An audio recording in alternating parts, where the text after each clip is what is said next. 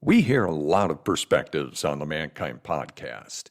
Inclusion of a guest is not an endorsement of their views, and the opinions expressed here do not always represent the mission or values of the Mankind Project USA. This is Frank Shamrock, and you're listening to the Mankind podcast.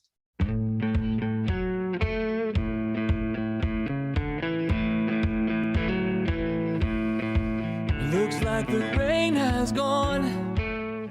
What happens when you take the former pound-for-pound mixed martial artist in the world? We're talking UFC champion, WEC champion, Strikeforce champion, and Pancrase champion. What happens when you take a man like that and invite him to a podcast like this, where we're going to talk about vulnerability, we're going to talk about feelings, we're going to talk about emotions, we're going to talk about fatherhood, we're going to talk about crying, we're going to talk about grief and loss. I am telling you, whatever stigma you have in your mind attached to the UFC and mixed martial arts, whatever beliefs you've held previously about the kind of people that risk their health to step into a cage and punch someone else's face in, let that go for this podcast and this interview with Frank the Legend Shamrock. I tell you what, his story is going to give you some insights into the complexity of the man, not just his success in business, not just his success in fighting. You're going to hear about his story from childhood, a very traumatic and painful upbringing, which had led him to be a ward of the state from the age of 12, juvenile hall into prison before he's even entered into adulthood, and then by the age of 22, becoming the world champion. So I hope you enjoy this interview with Frank the Legend Shamrock. Bring the tissues, because I tell you what, this man's story might give you a little insight into what you can do with struggle, what you can do with pain, and how you can turn your life around when the odds are completely stacked against you. Enjoy.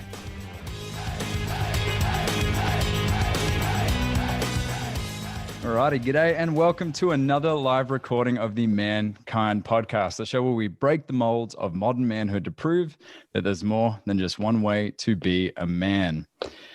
Now, we have a lot of men that join the Mankind Project or come to our men's circles that they think from the jump that if I'm going to get involved in men's work, like, are we going to go out in the woods? Are we going to wear flannels? Are we going to like swing axes and hammers and box each other and lift tree stumps out of the ground and beat our chests? And you know, time and place. Yes, there's time and place for that.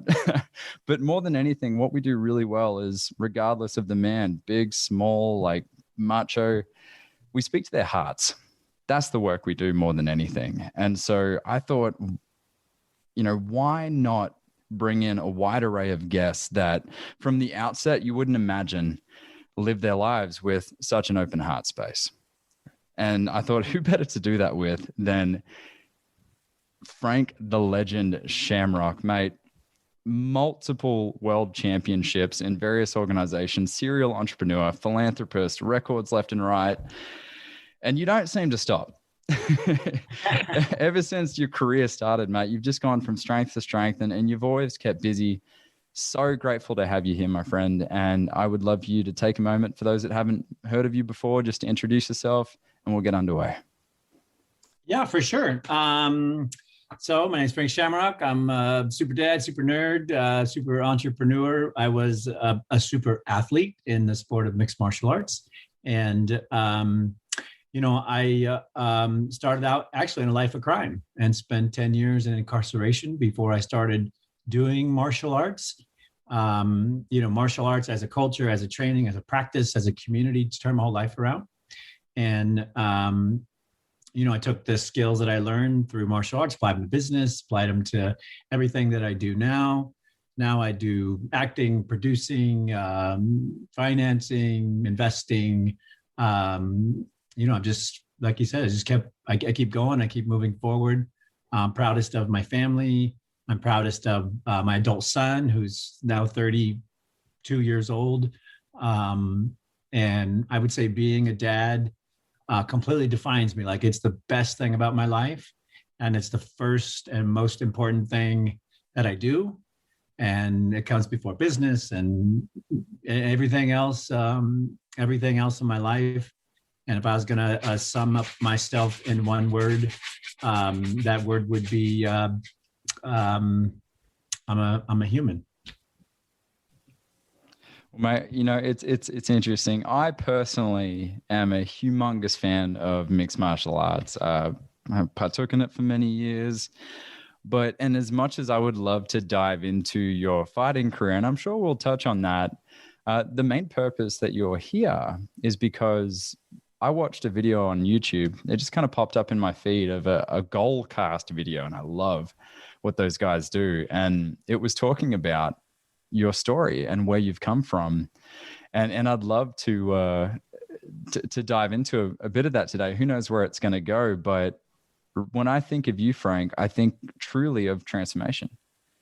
And not just on the sense of like every bloody gym has a transformation t-shirt, we're going to transform you. No, not about that. I'm talking like, do you know, like Joseph Campbell's Hero's Journey? Of course. The story structure? Right. The death and the rebirth and coming home with the reward, and then the next adventure, getting into it, feeling the depths, the heartache, the allies along the way, and then the death and the rebirth again, mate. The world just can't put you away. Yeah. Thank goodness.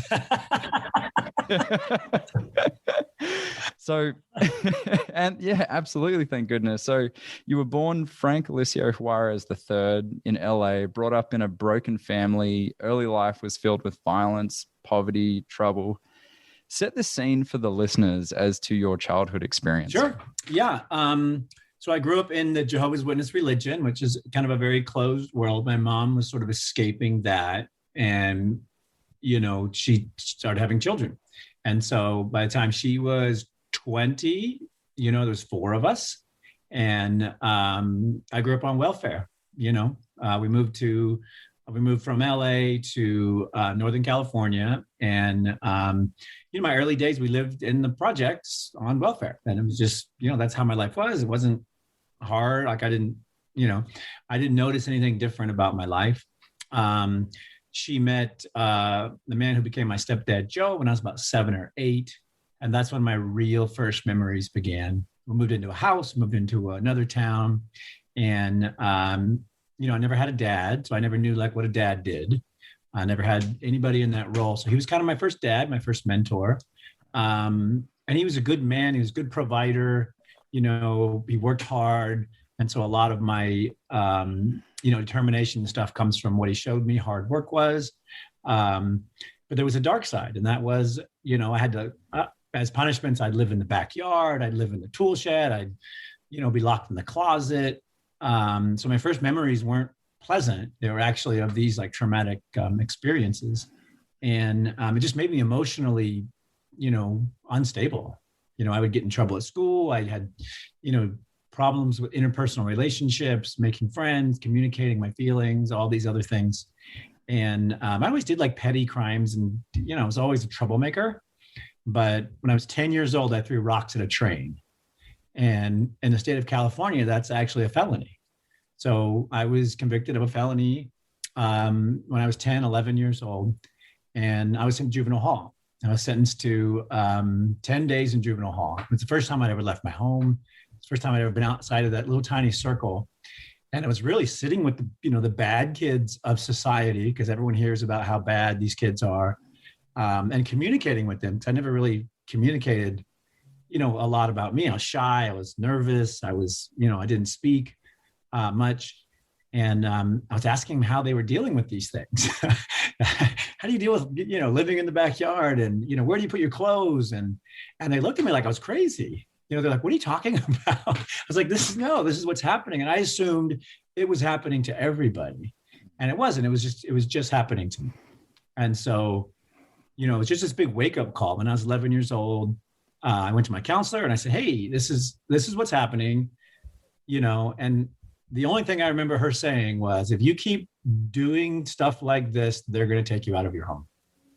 And I thought that was like a message that if I commit crime, they'll take me out of my home. And so I just did everything, every crime I could imagine, stealing, moving stuff, breaking into things. And within a very short time, they took me out of my home. And then I became a ward of the state of California when I was 11 years old. And that began my journey through the juvenile justice system, which lasted for, 10 years in total.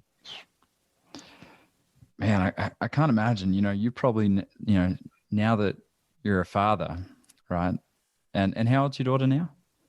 13. 13, right? Yeah. So you've probably witnessed just how impressionable they are, right? From the moment they're born, all they do is look up and absorb everything.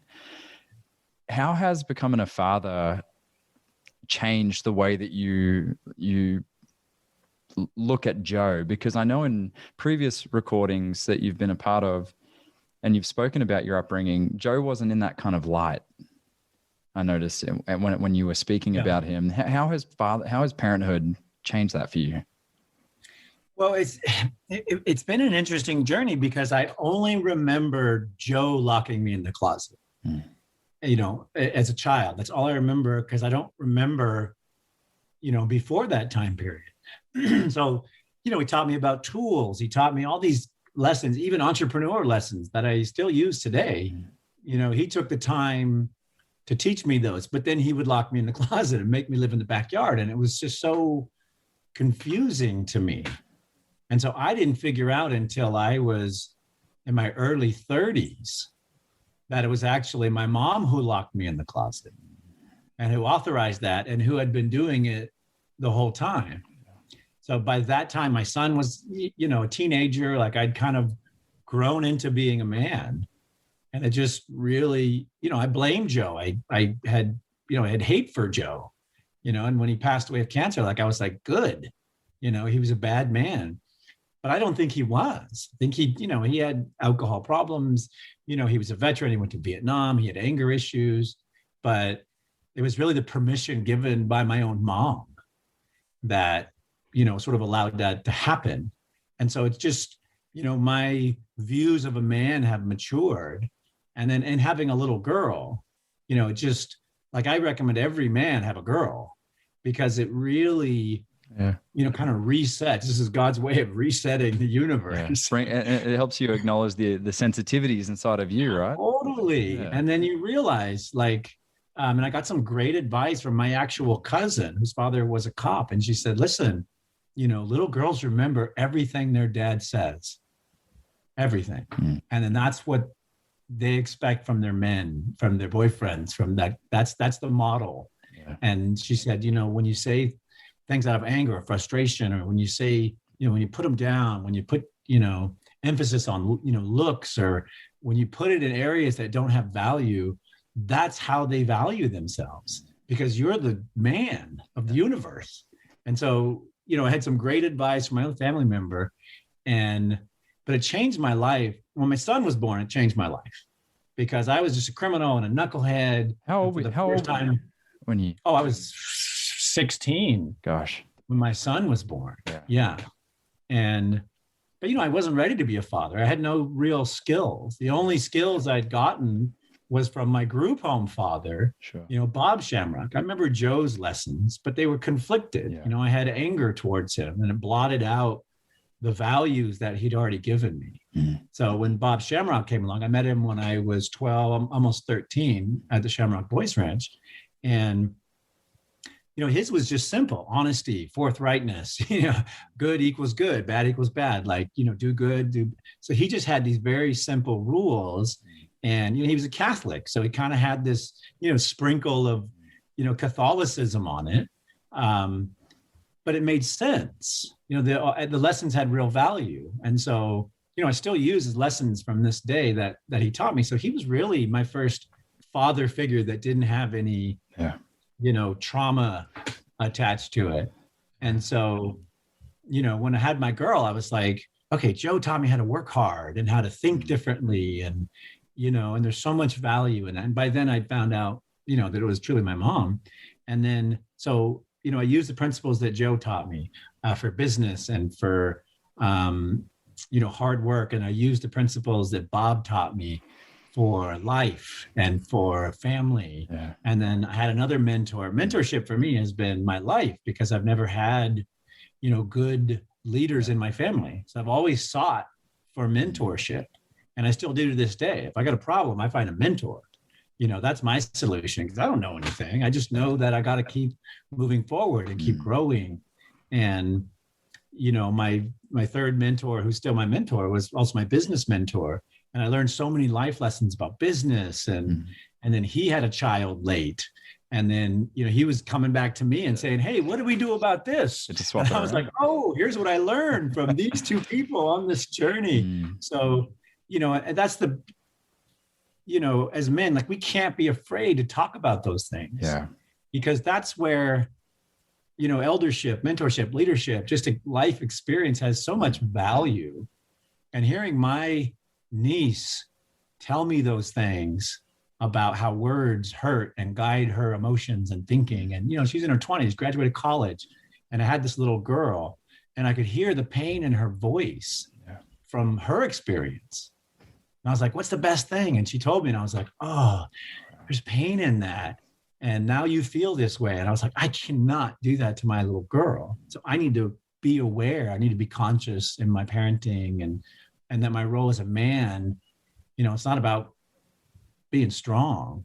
It's about being available and aware and guiding that lesson plan, if you will, until she's a woman, It's the modeling, right? It's what's unsaid that gets absorbed. And, I think kudos to you, man. I've done work with men, and I've seen work done in the Mankind Project where we've worked with men that are in their 80s. And we're looking at wounds from when they were 5 years old. Totally. Dad's not there anymore, right? Dad's gone in this body, right? And there's still something that little boy needed that they didn't get. And to me, it sounds like you've been able to acknowledge through time and through like maybe a clear lens now after the fact, hindsight's 2020, of course, to be able to look back and go, well, you know what? Thank you, Joe, for this and that and this and that. And, there's some things here that, you know what, I'm going to leave that behind. I'm going to break that cycle here. And kudos to you, man, to have some, what I judge to be compassion for the guy. Once you understand his experience, a Vietnam veteran, perhaps what was his upbringing like? Who told him what it means to be a man or a father? So that's tough.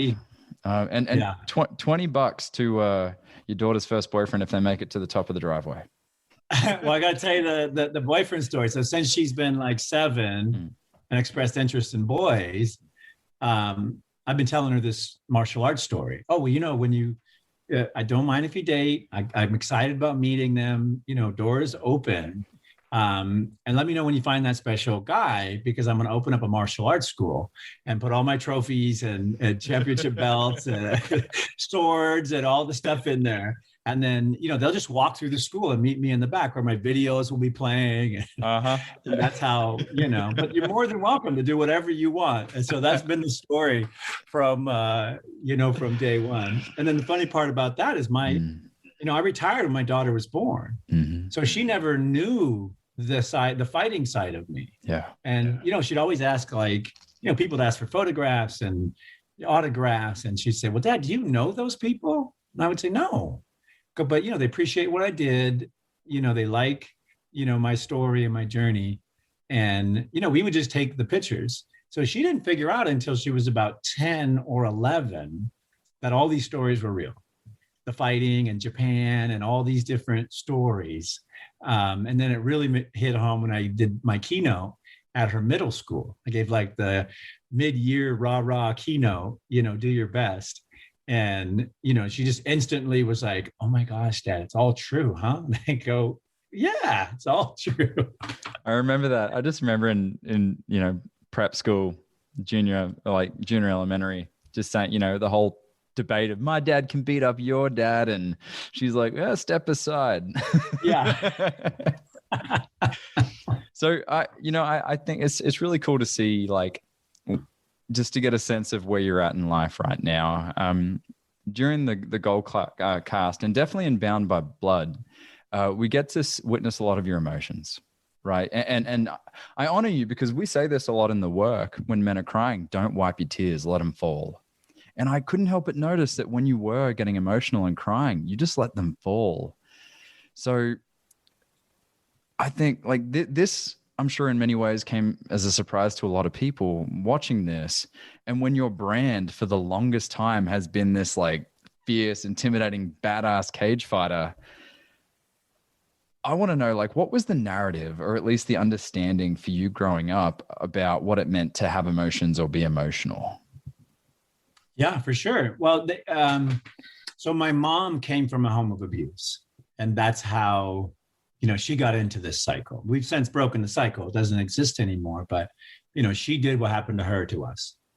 And, one of and her parents, had drug and alcohol problems and emotional issues. And so, she has a very low emotional barrier. And so we were taught not to express emotions. That's why I was having all these emotional issues. And, because anything that raised that barrier to a point of discomfort, we were taught to shut down or it would explode. And so that's how I lived. I didn't know you were supposed to express yourself. I just knew how to work, create solutions to problems, think differently.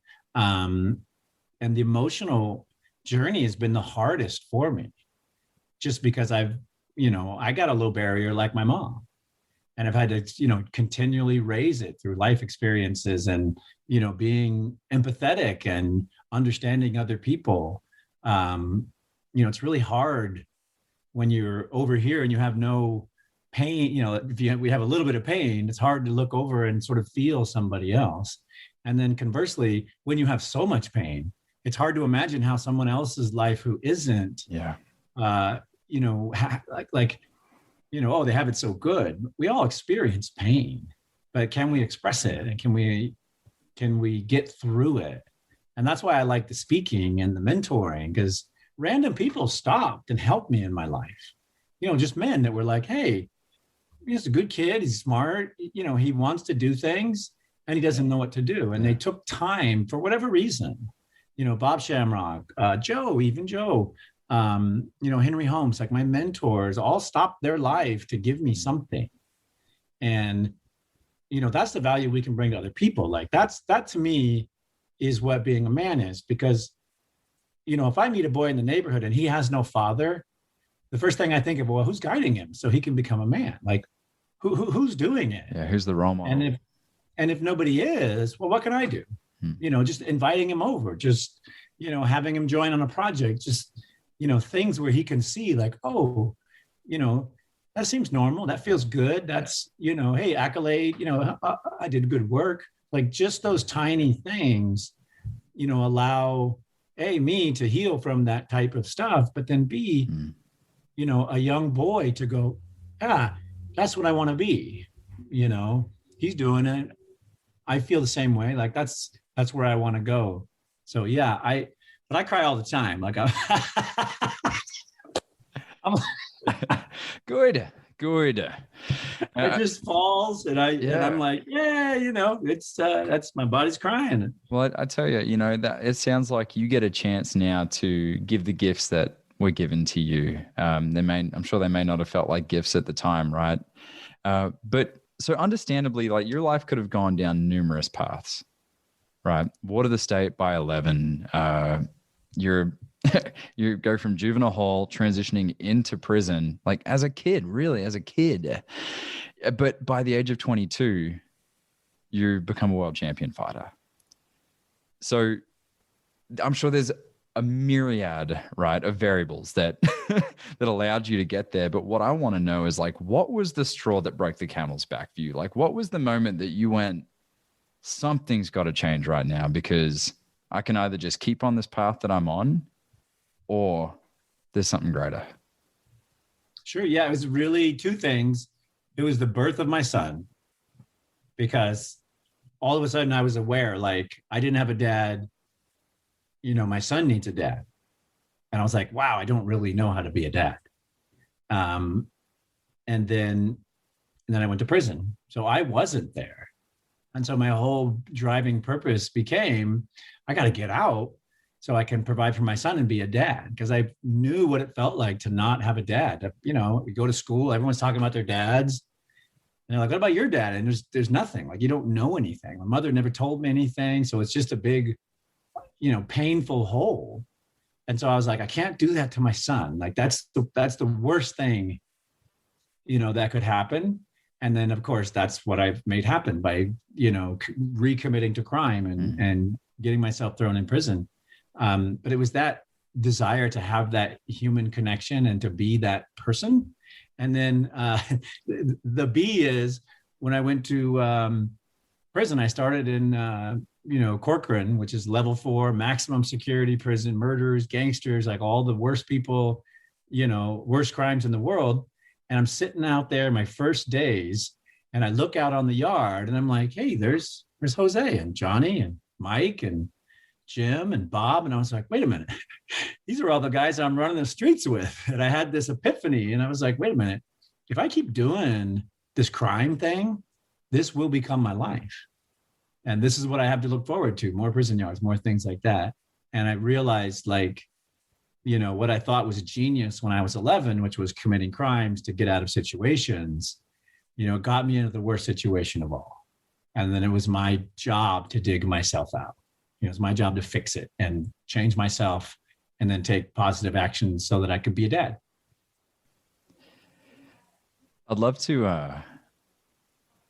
and I love hearing you retell the story because we're getting these kind of first glimpses. Like it's got to take empathy for you to look at your new son as a teenager, right? Very selfish time, of course, for us as we try and just figure out the world and our place in it.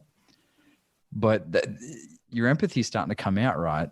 Your compassion is starting to come out when you have this little human, right, that you co-created with someone else, understanding there's a responsibility there. What do you think it was? Like, who modeled that empathy for you? Like, who was because you mentioned that you were trying to get away from home, right? Getting away from that home environment. Who was the person that was saying, hey, it's important to care for other people? It was really Bob Shamrock. Like Bob, he ran a group home. There was 20 boys. And I'd been on the streets for years. Like I was running around, going to all these different homes and they didn't feel like homes. They felt like institutions inside of home. Because a group home really is like you run away from your foster home 3 times, right? Now, each state's different, but when you run away 3 times, then it's like, boom, it's a group home, right? Yeah. Well, I went from crisis center, foster home, group home, work camp. Just trying to pick your flavor. Well, because I thought I'd found this magic elixir. I was like, okay, I don't like this, and it's too much work, and the rules are, just commit a crime. They'll take me out, put me back in juvenile hall. And it just became like I thought I was gaming the system. I thought I'm pretty smart, but I'm like book smart at the time. So, I didn't realize that A, I was collecting felonies, and then B, like I was moving up in security. But when I went to Bob, I went to give him my sob story. Oh, this happened. Then he's like, I don't want to hear that. He's like, it's different here. You're a part of the family. There's rules. You got 20 brothers. We operate as a family. We care for each other. We work together. We had our own football team, baseball team, soccer team. Wow. There's 20 boys. We could do anything. And it was that first, I lost my family and I had all these substitute families. It didn't feel good. And that one felt good. And Bob was this, he never cursed, he never drank, he never smoked. Like he was just by the book. He's like, good equals good, bad equals bad. What do you want to do? And, that's when I started, feeling for people. And so I started developing brotherhoods and friendships and relationships and started getting connected to my community, because on the weekends we'd go out and, fix an elderly person's fence or paint their house. 20 boys, you could do it in an hour. Wow. You could do anything in an hour. And so it was the first time I had a group, a community, a family, brothers, and even in conflict, if you had a problem with somebody, you go to them and say like, Bob, I got a problem with Ryan. And they'd be like, oh, do you want a box?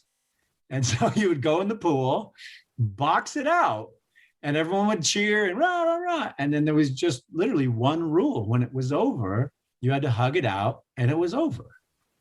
And like, that was it. And first he'd be like, well, try to solve your problem without boxing. It's like, you try to solve your problem. No, I can't solve it. Oh, okay. Let's box. And so it was just this different psychology. That's one way to do it. It felt like a brotherhood. Like even to this day, like it's the only time I've ever felt like I had this, and through martial arts now, But, at the time I was like, I finally have a family. There's stability, there's love, there's rules. And, that changed my whole human being. Like, it changed everything about me, because I was just this emotional mess. And, I was a liar, I was a cheat. I mean, I was all the bad things, that a young kid could be. And I wanted to be good, for the results. Sounds like a structure, right? A place that you could have your energy, right? Your spats, but you could bounce in between those walls, knowing that, number one, if you were to run away, there were people that loved and cared about you enough that would hold your feet to fire and be like, don't do that. Yeah. Right. And if you were acting up, humble you. Oh, yeah. Yeah. I'd love to talk about Ken. And so he's your adoptive older brother, right? He's Bob's first adopted son. Yeah. Is that right? So he's kind of like the swinging Richard of the of the house, the big guy. I mean, when he was early UFC, like, he was Captain America. Like, he was just a mountain of a man. What was your involvement with him, or what was your relationship with him prior to getting into fighting and prior to going to jail? It was actually very minimal. He'd already graduated to home, become adopted, gone to college, had this sort of career. He was a legend in our town. Like, everybody knew Ken Shamrock. He was the toughest guy in the town. He had the prettiest girl. He was literally the baddest dude to walk the streets. So when I came in the group home, he'd gone to college, he'd left. And I What's think the age gap? 9 years. 9 years. So he'd already moved on. I think, what had happened was, Bob lost his treasured son. Like, Bob lost, the person that he put all of his love into. Sure. And so, years later, I come along, I'm just a mess. And, I really needed someone like Bob. And I think Bob really needed someone like me, because I was very emotional. Ken, not as emotional. I was very emotional. I was very, energetic. And so we just, we really gelled. And so my real only experience with Ken was, he'd come visit from college. Bob would pretty much spend time with him, but he'd kind of talk to the boys and give some rah-rah and leadership. And then I remember for one of his birthdays, Bob had this thing, like, he'd hold you down, he'd have the boys hold you down and spank you. And then he'd sing happy birthday, and there'd be like a celebration. And so, by then Ken is like 250. He's this massive beast. I think he's playing football in college. And Bob's like, hey, if you guys can hold him down and let me spank him, I'll take you all to this really nice dinner. Trader Vic's was the place. And so I'm like, yeah, rah, team, rah. And I go, all the guys, I was like, here's the plan. Here's what we're going to do. And we're skinny little teenagers. Yeah. Kids is massive. So I'm like, rah. And I come in with the boys and I'm like, yeah, go get him. And like, I go to grab him, and Ken just grabs my head, literally with one hand, just slams it to the ground. And everyone goes, whoop, and backs away. But he was this physical specimen of a man. And, very like awe-inspiring, very, very powerful. Wow. Yeah. I mean, it sounds like he really held that kind of alpha role in the home, right? He was a bit of a North Star for a lot of the kids to think like, oh, well, we can go somewhere. Because I'm sure, like you, I'm sure many of these kids had what felt like limited options. Yeah, totally. Yeah. Well, so in your documentary, you talk about how, like, you and Ken had a bit of an estranged relationship for a while there. And at the end of the documentary, you guys reconnect, right? You sit down, you hash it out. Talk about that moment and what kind of, like, what was really for you, selfishly just for you, what was it that, number one, drove the wedge between the two of you? But number two, like, what was it in you that needed that connection with him, or at least that conversation with him? And take as much time as you need. Yeah. Yeah. Well, the wedge really started over different ideals. I was like the young, nerdy, super athlete kid. He was kind of the old guard. And, his career was going very successful. Mine was on the uptake. And, I was just beginning to think differently, just differently about the training and the mechanics and sort of this, I could see because, I kept notes. Like I was really studious about that. I was like a nerd. And he came from the tough man era, where you just have to be tough and big and strong. And I could tell that the sport was evolving. And so I was always trying to infuse different things. And, he's very resistant to that because he wanted to hold on to that, his things. The status quo, right? This is what it meant to be a man. This is what it meant to be a fighter. Be tough. And but you're bigger than me. But if I sweep this and you're on the ground. Yeah. So I just had different ideas, through leadership, through training. Like I had a bunch of different ideas. And then he became more of an absent leader. And so I was running everything, but he still wanted to put his, his seal on it. And it just became this area of conflict where eventually, like I realized, he's not going to change. And so I have to change or I have to go. And so I spoke to our dad, Bob, about it. And, I was telling him about the conflict and he's like, listen, this is the way it is. Like you have to do what Ken says. Like, this is how the system works. And I was like, whoa. And so, I realized for my own success and development and life journey that I had to separate from that. And then when I separated, he took great offense to it, it tore the whole family apart. And, because it was like an old school thought, you're with us or against us, you're in the family, you're not. Loyalty. You do my way or the highway. And it was like, and so I chose the highway and it just created this chasm inside of our family. And then, what made it worse is we both became uber successful and famous. So when asked, we'd be like, yeah, here's what I think. And here's what I think. And so it grew with fame and with attention. And so, the chasm just got bigger and bigger and bigger. And, when I retired and I got out of the sport, I was really like, I used to wake up in the morning and just cry. Because I still had the pain from my childhood, even though I'd achieved all of my dreams.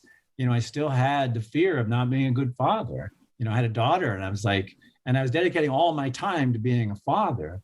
But I'd wake up and I'd just be sad and I'd be lonely and I would, have pain from my experience. And so I was always looking for ways to heal the pain because I didn't want to be, passing it on to my daughter, modeling painful memories or, being a sad person. Holding on to that stuff, right? Continuing to the same technique that got you in trouble growing up, right? Hide, repress, deny. It comes out eventually. Yeah. But it just, it was boiling over because I'd wake up and I'd try to do my day and I'd realize I'm sad. And so I started examining, what am I sad about? It's like, childhood still hurts, I never dealt with these emotions while I was fighting because I was getting everything out. I was able to express myself through art and through, community. And I was connecting with all these people and I was building new relationships. But some of the most important ones for me had gotten destroyed. And one of those was with Ken. Like I loved Ken. I respected him. He was my first mentor in fighting and mentors are everything to me. Yeah. So, I always felt this obligation, like, I need to fix this, for me, because I love and I respect this man and I can't, bear that, I let him down or I disappointed him or I left without, really explaining why, because I wasn't in the space to, we weren't in the space to be like, times are changing, Ken, technology's coming. Like, I wasn't strong enough to communicate what I needed to at that time. It took 15 years and the documentary, but I needed to sit down with him and, fill in that chasm, for my own, for my own spirit. I think a cool representation of that new way of thinking versus the old way is when you and Ken are sitting kind of knee to knee with each other. He's like, come on, bro, let's just duke it out. Let's just get it over with. And I think of course, slugging it out in boxing, you can let off some steam and I'm sure it's very humbling and a chance to kind of get some stuff out. But what to me, what it sounded like you were asking is like, well, no, like there's that's not gonna fill this void in me. Number one, I don't want to get hurt. And number two, like, yeah, we can punch it out, but there's something here. There's a need that's not being met. There's something in the link between us that is not going to be punched out or punched in. How's your relationship with Ken today? Yeah, I mean, it's good. There's no animosity, but there's also no relationship. Like, we don't hang out. You know, I see him at events. Yeah. You know, we're good, but there's no like, you know, Christmas calls. There's no, you know, and as I get older, I realize our relationship was around training and fighting. And that's not happening anymore. Our relationship, and we became brothers around our father, and our father passed. And so, you know, I've tried to engage him in business. Like, I've tried different things to try to find a way to, you know, rebuild that bridge, but there's no bridge. So we're just still looking at each other like, hey, good to see you at the event. Yeah. So, and would I want it to be deeper? Yeah. Yeah. But I don't know how to step over that. Sure. You know, and I feel like, you know, I tried to with the film, unbeknownst to me. And the reason why he was trying to pick a fight with me is I got the network to pay for the film, and I was the producer. He went around me and approached the network and said, I can get him to fight me. And this will be a huge pay-per-view. So he had another motive, you know, behind it. And I didn't even know, because I was just there, you know, trying to heal. So yeah, there's a little bit of weird trust stuff there, but I have zero animosity. Like, you know, what I think is most powerful, you know, by being vulnerable, by going on that journey. I mean, I've gotten thousands of emails and people that are like, you have no idea what this did for me.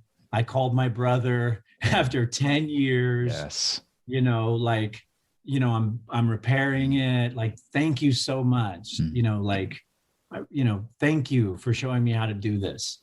So that's been the most, and I never expected that. Yeah. But that, I mean, thousands people like, I didn't talk to my sister for 20 years and I called her today. And it's like, you know, that was the best part of the whole thing. And, you know, I think the beautiful part of that process as well, and I've seen this for men that have reconciled with family members, people that are close to them, whether alive or past, is that by you being bold enough to open that door for Ken, you got to do your work. The rest is up to him. And you can't attach yourself to whether he walks through that door or not.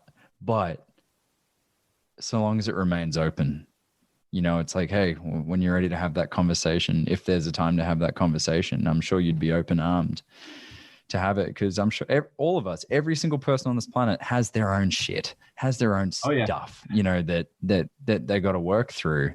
You know, it's that negotiation between willingness, wantingness. Yeah. Well, mate, I'm so proud of you for doing that, man. Like, especially with everything you've been through, I couldn't imagine how challenging that would have been to be in that chair, because I'm sure when you're sitting across from him, you're not just seeing Ken Shamrock that you know in that moment. You probably, and I don't want to assume, was it like being that teenager again, looking? Oh yeah, totally. Oh. Yeah, and you know, his presence is very, you know, strong. Yeah, and you know, he's got that jawline that looks like all he does. All he does, chiseled. Yeah, big chew all day. That's all he does. Just like those infomercial. Bitey things. Have you seen those? Jaws thing. Yeah. Jaws are size. yeah. It really felt like I was a little, you know, kid again, and he was that big stud from town, and you know, but you know, like in martial arts, you know, you revere your trainers, your mentors, like you really put them at another level. And so the hardest part about all of this was, I knew Ken was wrong about the science and all this stuff, and I knew times were changing because that's just how things are. Yeah. And you know, I tried to, and I wanted to be as delicate as possible in that transition, because nobody wants to be old. Nobody wants to, you know, be the like nobody wants those things to happen. But I know, like, if you have a bridge, if you have a walkway and people will help guide you to it, that's helpful. So my hope was that I could help him, down the mountain and to the next, mountaintop. And it just, I don't know if it wasn't the right time, my inability to deliver. But I always had those feelings for him. So to sit there, and to totally open my heart up and to have him just be like, kick it a little bit and then stretch on it a little bit. Like, it was so hard. Put your heart in a heel hook. Yeah, heel hook it. But I was, like we talked last, like, it really was for me. Like, I had to do it. And I knew that I had to do it, especially because, our father had passed. And, he was really hurt by that, wasn't he? Yeah. He was hurt. And then I was hurt because I wanted to be there, but I didn't feel like it was right, because of this bridge that had been, this chasm that had been created. Yeah. And so what happens is when you have these problems and these relationships, you miss out on those important moments in life with other things, with nieces and nephews and family members. And so, the pain of missing that moment. And I mourned my dad, and I honor him, and, he's alive and he's with me every day. Yeah. But, there was a time when I could have been with him more, and I let this relationship problem keep me from that. Yeah. And that's a big regret, because there could have been more. It could have, I could have shared more with him. What do you feel like, with all of that in mind, what do you feel like is his legacy that you get to pass on? What is it about Bob that you feel like is with you that you get to pay forward? Oh, man. It's really his view of, humanity, like helping people. His thing first was care for yourself and then help people. keep your cup filled first, right? Yeah. Care for yourself and then care for other people. And it's like, it's so simple, but it's the reason I speak at all these institutions and I mentor all these youth and stuff, because, he did that for me, and he did it for thousands of kids. And, just the power of that, like the power to change someone's life because you believe in them, or you gave them a moment, or, you gave them a piece of advice that, allowed them to move forward. And, there's just not enough kindness, especially in our world right now. And, when you're helping others, like when you're caring for yourself, number one, and then you're caring for others, kindness is a byproduct, because you're actively looking to go, hey, man, that kid's alone. I wonder if he needs something. Hey, do you want to join us? Like, kindness sort of, becomes a reaction, if you're filling those two buckets.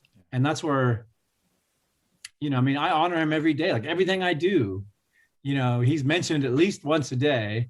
And then everything he taught me is how I teach my children. It's how I, extend my relationships with my business colleagues. Like, he taught me how to be a man. And it was as simple as, this is right, this is wrong, this is good, this is bad, these are the consequences, and here's what I'm expecting from you. And it's like those 6 things have really dictated my life since, I was 12 years old. Isn't that amazing? I've heard it said that love and kindness are inexhaustible resources. So why not give them? Yeah, they are. And they fill you up. Like, yep. I feel amazing. Like, one of our neighbors is in a wheelchair and she's been there for 50 years. So when we moved in, I saw her and I said, well, she probably is going to have trouble at some point if she's in a wheelchair. So I just went, hey, here's my number. If you ever need anything, I live a few doors, like, call me. And I'll come over and help. Like, I work out of my house. I have lots of time. And so, in the time she's called me, it's like, hey, I missed my chair. I'm stuck between the chair and the bed and I can't move. And I'm like, what are you talking about? She's like, yeah, I think I'm going to call 911. I'm like, I'll come over and help you. And, what it does for her is it takes me 5 minutes. For her, she gets her confidence back. She avoids an ambulance showing up, money, like, fear, like all these things. And it's like, that's what Bob taught me. So you have, show kindness to people. I'm like, wheelchair? she's probably going to need some help once in a while. I've been in a wheelchair. You need help. It's hard to get around. Yeah. So yeah, that's Bob. Bob living today. Beautiful, man. Beautiful. So you keep busy with a lot of projects. Yeah. Right. You've got a lot, many fingers and many pies. Your last mixed martial arts fight, right? 2009. It's against Nick Diaz, which in its own way is kind of like a passing of the torch, right? It's ceremoniously, it's the next generation to come in where, Ken was on his way out, you were coming in, right? And then it's this experience again, right? Where you're like, you know what? I think it's time. What was that experience for you? Because you had 16 years committed to the cage, and now this new life has been presented to you. What was that experience like, and what were you feeling? It was tough because, and this helped me really empathize with Ken. I thought I would just keep going. I had such knowledge, I had such experience. Like I'd spent so much time, and I was so good that I thought, well, I'll fight till I'm like 40 or 45 or whatever. I love the training. I love the lifestyle. I love the community. So, when Nick beat me, I never thought he was going to beat me.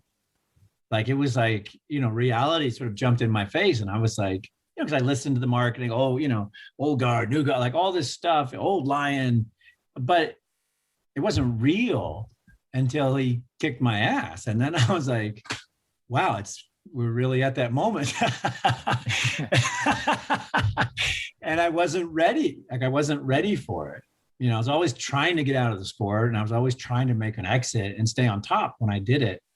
But to have that type of reality happen, I had to literally sit down with myself and be like, okay, I'm not the best anymore. And my goal was to be the best. And, if I can't be the best, then what do I want to be, or what can I be? And I didn't want to be anything but the best.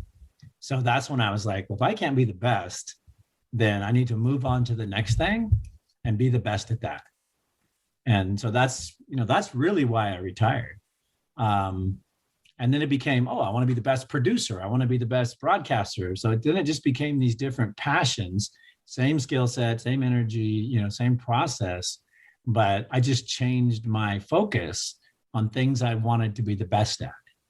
Then luckily for me, my daughter was born, and I was like, well, I want to be the best dad. Like, I wasn't the best last time. I was okay. But like, here's my chance. I have resources. I have time. I don't have to really go to work. Yeah. I could be the best dad. And so that became one of my, things. Like, do you want to fly here and shoot a movie for 3 months? I'd be like, I can't. I'm trying to be the best dad. Yeah. Mate, really, in essence, you're becoming a dedicated, involved, loving father. DILF. Yeah.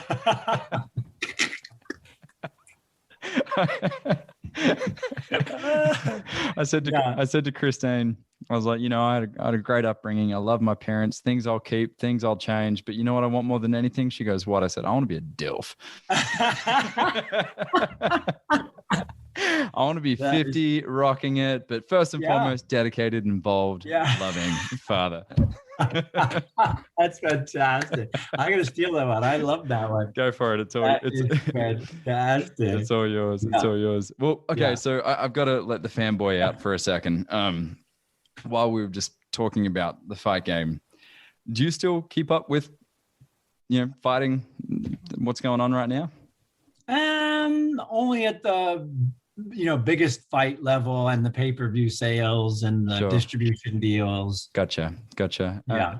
Well, and just say pass if it doesn't apply for you, but who in your mind represents as a mixed martial artist? Let's remove some of the media BS and the press and all this talking, right? The drama.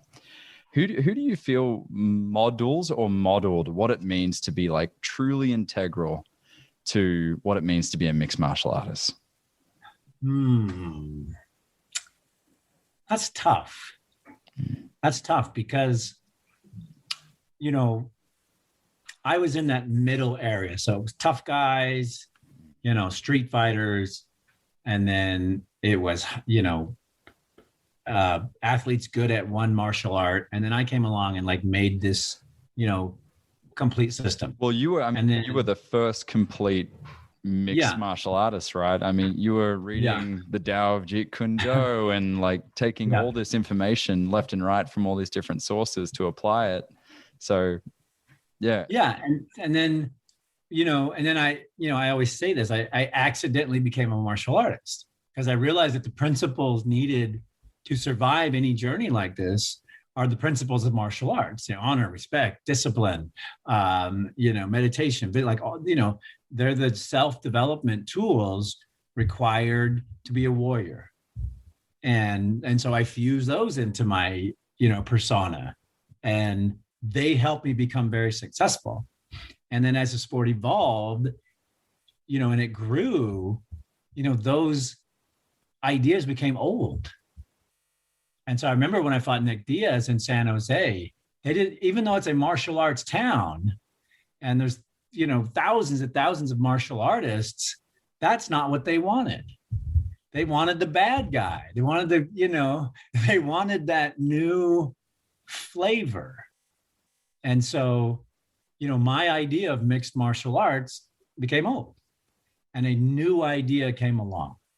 And that idea has grown even more with Conor McGregor. And if you look at our, roster of stars, very few of them are dealing in those principles of martial arts anymore.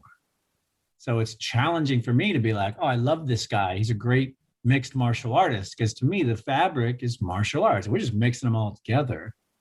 But the flip is, the public wants to see some bad stuff and they want some, color in that water. They want the heel, like WWF or WWE, totally. Kind of like, the heel that everyone can gather around and hate, but love to hate, hate to love. And I hear what you mean. Like, you really were around at a time where it was such a melting pot of styles. Like, you had to like piss or get off the pot, jump on the train. Because this thing's moving, right? And now we can see people that are very wrestling dominant, that are very kickboxing dominant, that can find the Israel Adesanya's. How much wrestling does he do? Probably more than the average artist. But, he really has that thing. Whereas for you, you were fighting such a diverse array of opponent that you had to be prepared for everything. Yeah. Yeah. And it's cyclical. There is one style, but just like in the old days before I came along, people find their strengths, they develop that, it becomes their thing, they lean into that. And that's perfectly natural because when you're on your journey, when something's working, you keep doing it. When it's of value, you keep doing it until someone, beats you. And then you're like, whoa, I better re-examine or not. But it was like I would be a bad guy for some fights, but I was still a PG-13 bad guy, still a Disney bad guy, because that's what I believed in, and the martial arts people would be like, yeah, he's a bad guy this time, but, he's, a Disney bad guy. Yeah. And then when Nick came along, like it was, Tito was the beginning of it, Tito Ortiz, like he was the beginning of this, kind of bad guy, we like it thing. Yeah. But then Nick Diaz took it to a whole new level and people loved it. Yeah.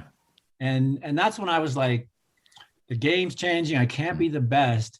And it's a different, presentation now. I don't want to be that. Yeah. I want to be bad, but I want to be Disney bad. and so, that was part of my decision. Being my best was being, showing what martial arts can do, talking about it, making it, have this value for society. And I just felt like we were losing that. And so, when you ask me who are the best mixed martial artists now, they're the martial arts guys training in the gym with this mission in mind.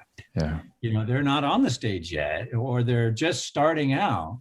And then, they're walking this path. Do I become this guy? Do I go over, do I do this and do I do that? And, Bob would always say, every time you take a step towards your goal, you become that person. And so, if I step over here, I'm this guy. And then the counter argument is, look at Conor McGregor. He is the most successful, most wealthy, fighter out there. And, he's way over the line. Martial arts is like a tagline, and that presentation is in front. And that's what's, really making him the money besides his fighting skill. So it's just, it's confusing to me, and I'm happy I'm not in it, Yeah. Yeah. Fair enough. Well, mate, I want to hear about the Warriors Code. Oh, right? cool. Yeah. I want to hear about this mind, body, spirit approach, right? The way, or the Tao that you implement into life. So I've been a professional athlete. I've, had my experiences of discipline, but just like every other person out there, I have my moments where I'm totally off kilter, right? Just a boat without wind. The sails aren't up. So I would love just to get kind of like the layman's view of the Warriors Code and how one can take those first steps into that way of being. For sure. Well, any athlete, any thought, like anybody who, steps forward into fear and the unknown, they're a warrior. So whether it's a job interview, whether it's changing careers, whether it's, a dad doing girls' hair, if you go, boom, I'm moving forward when everyone else is moving backward, that to me is the definition of a warrior. Right. You say fear is in moving towards that edge of comfort, you're getting into unknown territory. Totally. Yeah. And the examples come from battle, because I was, I might've been a great fighter, but I was terribly afraid of fighting. I didn't want to get hurt. I came from this home of abuse. My idea of violence was this really unhappy, unpleasant emotion, that was overpowering, to where I couldn't focus. I couldn't enjoy what I was doing because of this thing that had happened to me. And, that's what I see in young military people. They don't want to kill people. They're like, no, I'm just trying to serve him. They do the thing. And so we have a process for training them to have the mindset to do it. And it's literally a journey. And on my journey, I found out early on that I had these issues, and, I would try to tire people out instead of hurt them, and take damage to myself. And when I would have, rope a dope, when I would assess it, I'd be like, well, that's probably the most dangerous thing in the world. I'm out swinging a sword and I don't want to cut anybody. And that's where the Warriors Code started. I realized if I pick up the sword, I know my job. I know what I'm supposed to do. I know the consequences and the results, and I have to accept those, or I need to do another job. The reality is and so once I picked up that sword, that was the beginning of the Warriors Code. And then I just needed to find tools to help me on that journey. And the tools were, meditation. I was way anxious about going to battle. So I had to find ways to pull that back so that I could perform properly, so my machine would work well. A lot of fears about getting hurt. We're fighting in a cage. It's ridiculous. So the reality is, if I swing the sword, eventually someone's going to chop my arm off.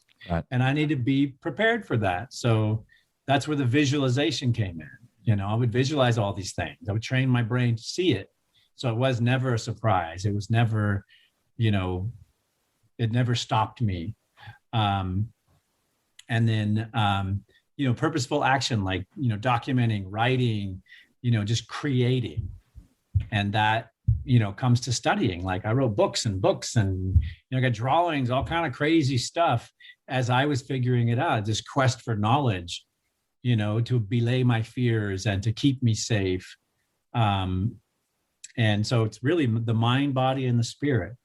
And then what worked for me was, I never had anybody. And so, martial arts was the vehicle where I connected with people.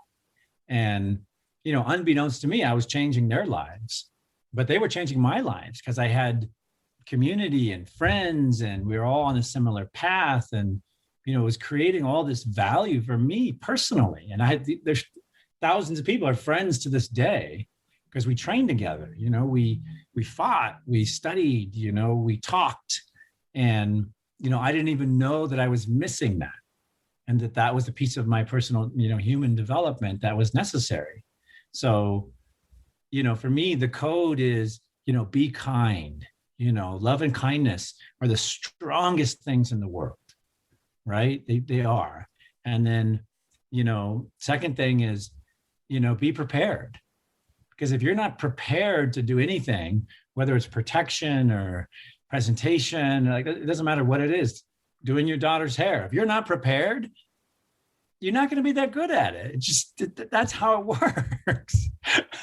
But it's these, it's 7 or 8 like core simple ideas that make up what is necessary for you to get from point A to point B and know you're going to get there.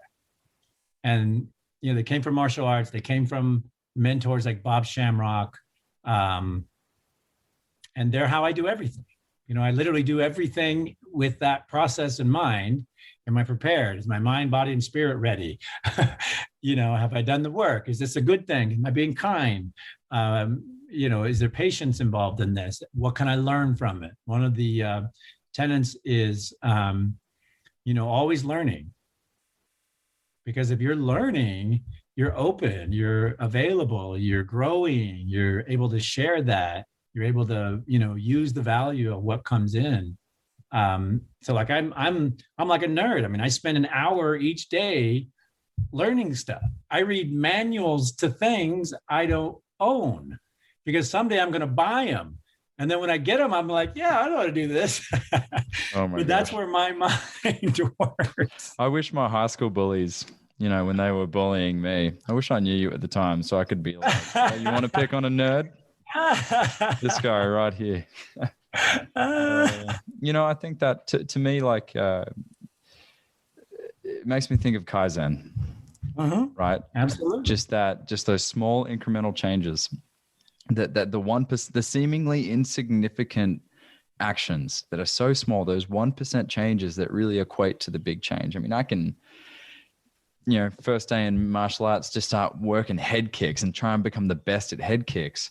But if I'm not doing the little things like the push kick, that first little kick you learn, right? Just start from the basis and from the ground up and really put those little things in place.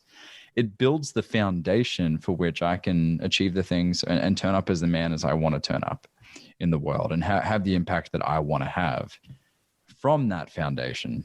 And so if I'm to talk to myself in those moments after having spoken with you, when I'm like in that place of like, man, I just can't really just get the wheels moving right now, is just to go back to the basics. There's no magic pill. There's no 10 tools, 10 secrets to whatever. No one has the key. It's just a matter of just left foot, right foot, and through imperfect action, you'll figure it out. Yeah. And most people stop and then they take a half step back and they think themselves out of it. And then that's the end. Overcomplicate it, right? They go, oh, nope, yeah. Excuse, reason, problem. So, and then, those with the warrior spirit, they just start stepping. And then it's like, okay, well, here's a step. I'm going to need to figure this out. And here's a step. I need some of that. And then, the real good warriors, they're smart. And so they gather people with them. Like, all right, guys, here's where we're going. And those guys that were too afraid to step forward then have the confidence. So they go, all right, well, let's go do it. Yeah. And the next thing you know, you have a community marching forward to these great ideas. But it literally starts with one guy, Bob Shamrock, just somebody who's like, what's the problem? Okay. Forward step. Forward step. Yeah. And that just speaks to the beauty and the power of community, right? You rise the tides, all ships rise. When it's like, hey, Margaret Mead has a quote. It's, never doubt that a thoughtful group of committed citizens can change the world. For indeed, it's the only thing that ever has. Yeah. Man, that's true. Definitely alive in me as we talk. Mate, we've got to wrap this up, but I know that a big part of your mission in life is to smash the stigmas around mental health, and to be a catalyst to normalizing the conversation that, mental health is something that we all experience, right? Something that we all, like working out in the gym, need to look at, need to work on. tell us about the work that you're involved with now and the Shamrock way, and how you're really trying to normalize these conversations and create resources for people that are being impacted by mental health challenges. Yeah, for sure. Well, our Shamrock Way is a family nonprofit that we founded in honor of Bob Shamrock, my father, and was really set up to both honor him, but also to carry on the legacy of the things that he was doing. And, I just needed a way to structure that in my life so I could get it done, because, I'm stepping in that direction. I just need resources and people. And so we do tons of programs for at-risk youth, communities, all different age groups. But, one of the things that popped up was my older brother, Perry. If you watch the documentary, he was in that documentary. Yeah. Well, he was bipolar. And, his bipolar, led him to be homeless. And that's where we found him. Eventually, we lost him in November of 2018. He took his life in jail. I'm sorry. And, that was after 10 years of being homeless. And so, I had this arm's reach experience because I didn't go, I was left home. I wasn't with him all these years. So I didn't understand what was happening. And he was your biological brother. Yeah, he's my real brother. Like, we grew up as kids, sharing a room, and, he was my older brother. So he was my first, look to when, I looked to life and how to be a boy and like all these different things. So to lose him, was just so powerful. And then to not be able to help him, I didn't understand what was happening. And of course, God gave me a blessing. He sent someone into my life who's also bipolar. And that's, one of my clients and friends, Mauro Ranallo. And, we broadcasted together. And, he just touched my heart because, in broadcasting, broadcasters go to college and broadcasters have all these training. But when they offered me a broadcasting job, I don't watch sports. I don't know what's going on. I don't no idea how to broadcast anything. Sure. And I should. I'm busy. But he touched my heart because when I went to audition for Showtime, he looked at me and he's like, "Hey, you okay?" And I'm like, "Man, I'm so nervous." Like, he's like, "Well, have you done broadcasting?" I was like, "No, I don't even watch sports. I have no idea how to broadcast." And he stops everything and he spends 5 minutes teaching me the fundamentals of broadcasting. And it was so touching and like impactful to me that I became his friend. And I was like, "Well, can I help you? You help me. Like, how can I help you?"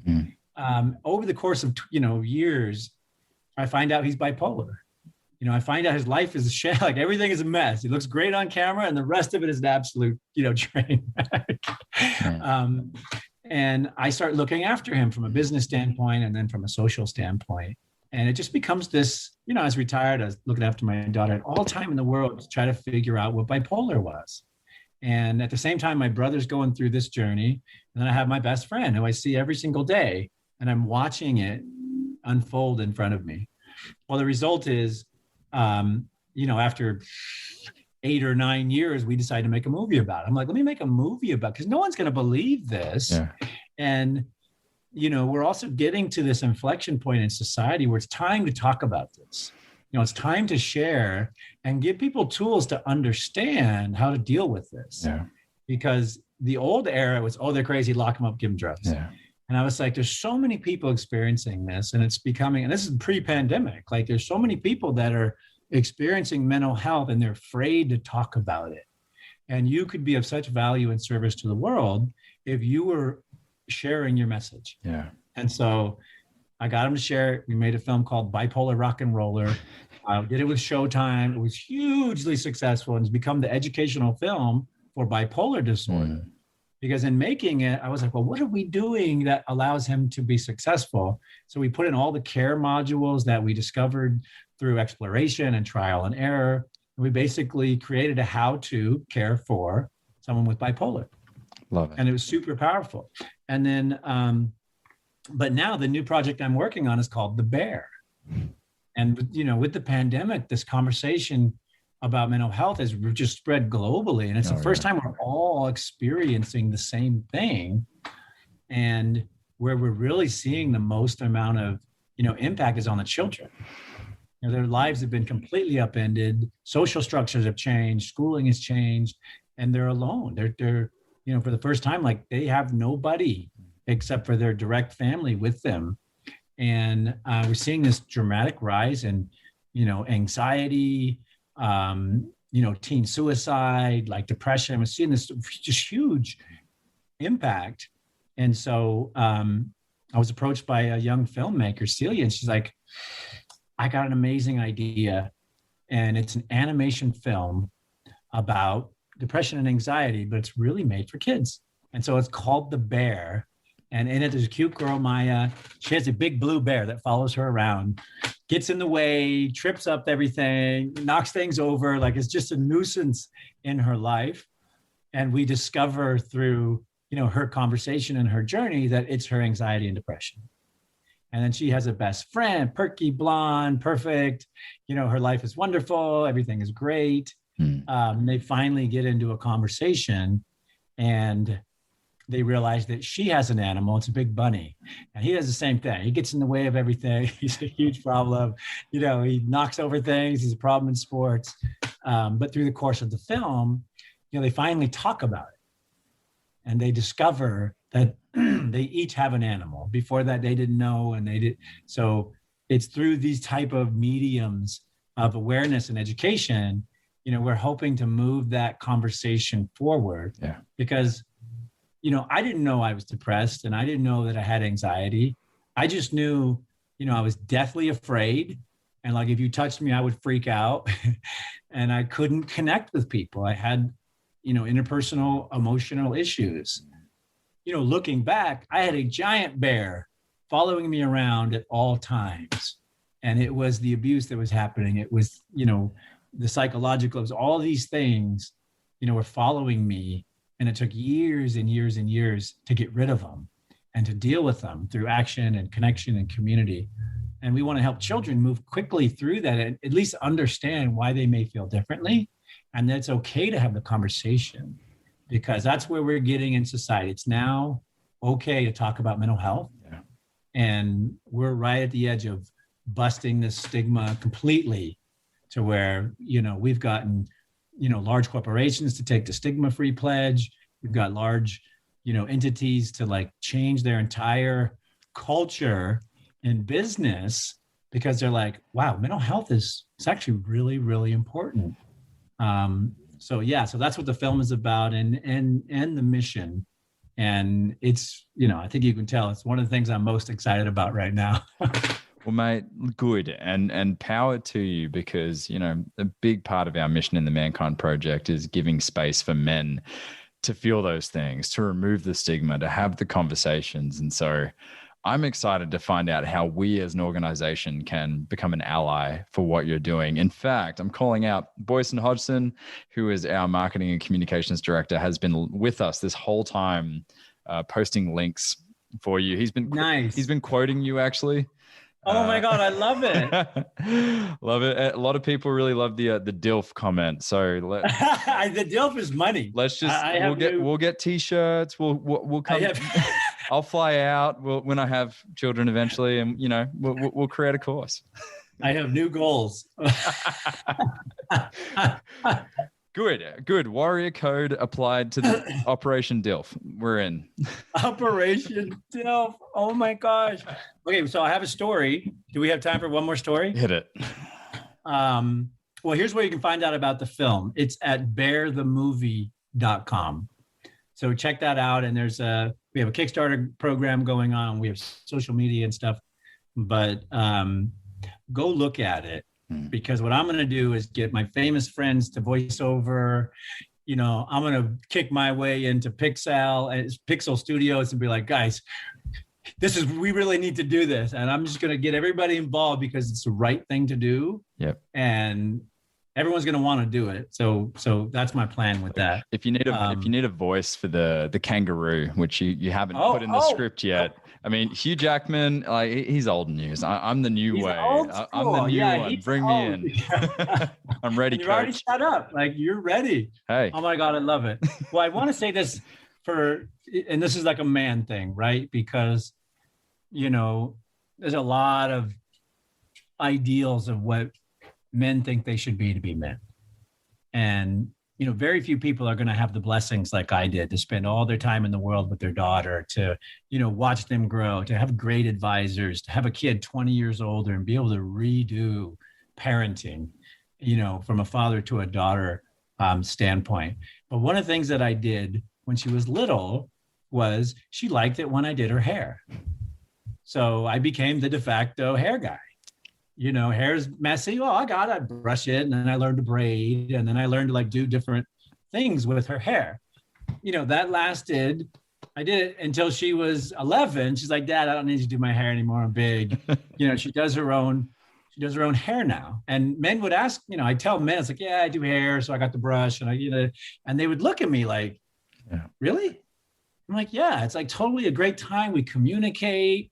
It teaches me patience because I got to start at the bottom and avoid the rats and get the gum out. And there's like a whole thing where I'm going on this journey and I don't feel weird about it. Like, I think it's endearing and cool. And I think it's manly because every other guy's like, oh, that's not very manly. I'm like, what are you talking about? I was like, my daughter's going to remember for the rest of her life that Dad patiently took the time and conversed with her and, gave her hair lessons, like stupid stuff it seems so simple, but it's so powerful. And then, I haven't been on my hair game because I got dismissed. She does her own hair now. But I went this past weekend to visit one of my dearest friends in the Bay Area. And her granddaughter is like 9 years old. And she won't let anybody touch her hair. And so I'm over having dinner with the family for movie night. And everyone's like, hey, do you want to brush your hair? And she's like, no. No one could touch the hair. And so I happen to be standing next to her and I'm like, wait, I got hair skills.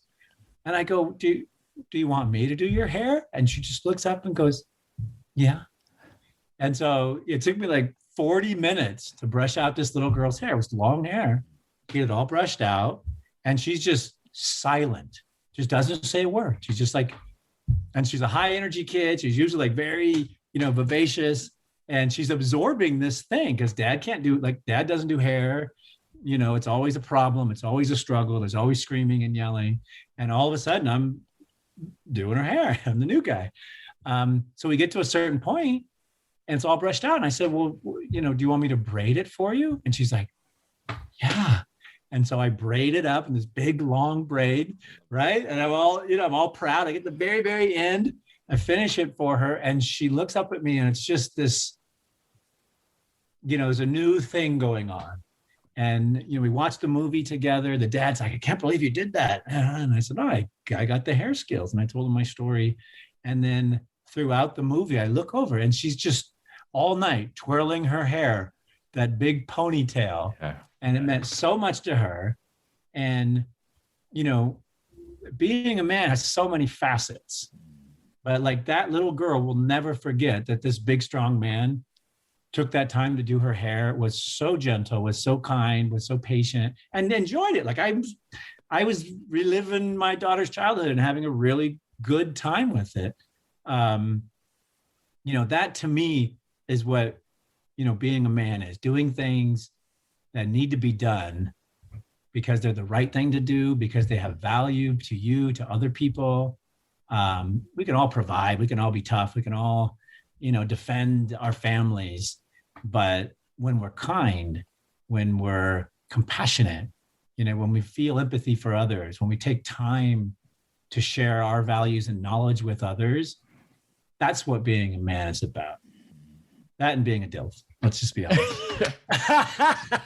And being a DILF. Thank you. Thank you. I didn't want to let that one go.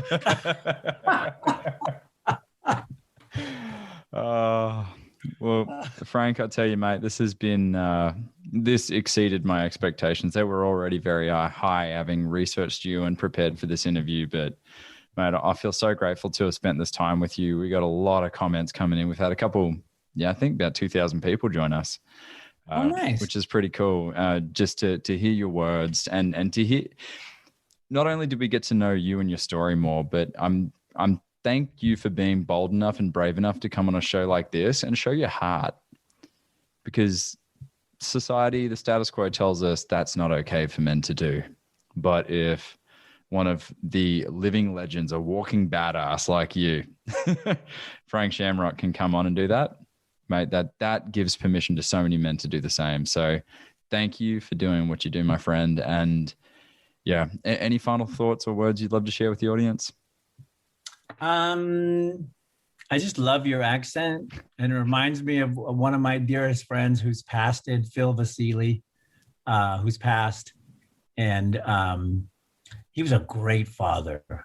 Like, and even though he's gone, like, just, such fond memories of him with his kids and just him being a present father, just taking the time and explaining things. And I watched those kids grow up, they're adults now. But it's the whole time, every time you say, something and it's got that, Gold Coast accent, all I do is I think of Phil and I'm like, oh man, I miss that guy. But, what a great father. So it's been just a wonderful conversation because it's been warm and, it's brought Phil into this moment. And that's been really cool for me. So I enjoyed it. This has been the Mankind Podcast, produced in association with the Mankind Project USA. I have been your host, Brandon Clift, and I personally want to thank our guests for joining us today and imparting their wisdom from their experiences in this amazing journey called life.